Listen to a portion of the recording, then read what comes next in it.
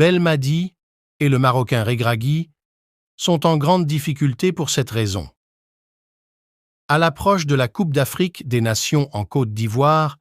la pression s'accentue sur les sélectionneurs des équipes nationales africaines,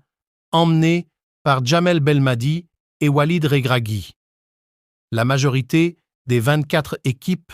qualifiées pour ce championnat d'Afrique craignent que les clubs européens empêchent les professionnels arabes et africains de rejoindre les équipes nationales de leur pays au moment précisé par la FIFA. La majorité des 24 équipes qualifiées pour ce championnat d'Afrique craignent que les clubs européens n'empêchent les professionnels arabes et africains de rejoindre les équipes nationales de leur pays au moment fixé par la Fédération internationale de Football Association, FIFA, car ils recourent souvent à des méthodes sournoises pour les empêcher de participer chaque année à la Coupe d'Afrique des Nations.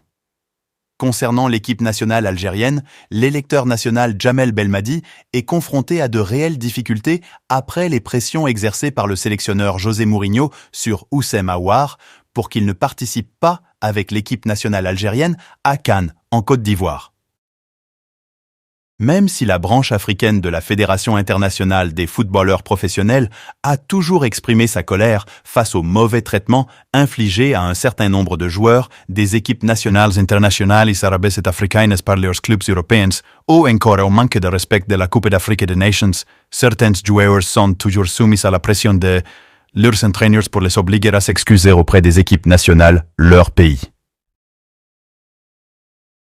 Ainsi, un certain nombre de joueurs de l'équipe nationale marocaine subissent également la pression de leurs clubs européens, notamment ceux qui évoluent en Premier League anglaise, car leurs entraîneurs souhaitent conserver tous les professionnels, se justifiant par le fait de ne pas arrêter la compétition pendant cette période,